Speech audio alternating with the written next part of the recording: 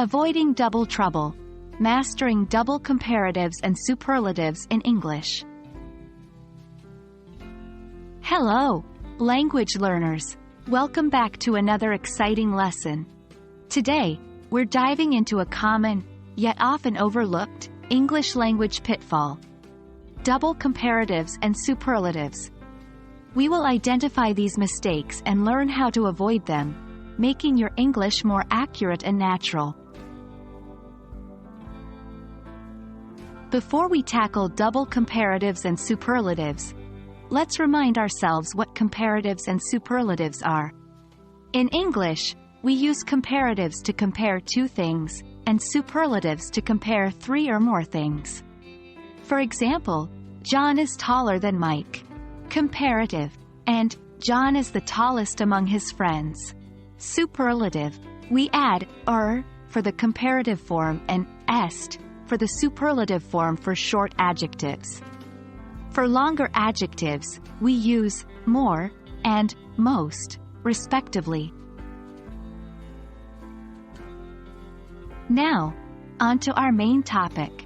Double comparatives and superlatives happen when we mistakenly use two comparative or superlative forms together. This is a common error among English learners. For example, John is more taller than Mike.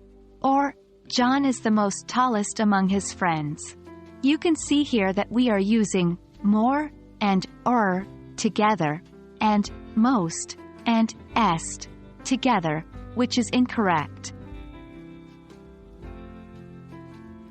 How do we avoid these mistakes? Remember, we should only use one form of comparison at a time.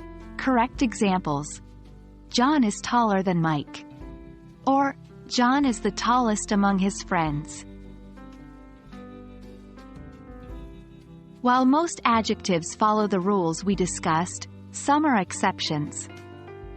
For instance, adjectives like far, good, and bad have irregular comparative and superlative forms. Correct examples: this place is farther than I thought. Or, John is the best student in class. These words don't follow the regular est, more, and most patterns. Make sure to learn these exceptions. And that's it for today's lesson on avoiding double comparatives and superlatives. Remember, only use one form of comparison at a time and watch out for those tricky exceptions. We hope this lesson clears up any confusion and helps you improve your English skills. Until next time, keep practicing and happy learning.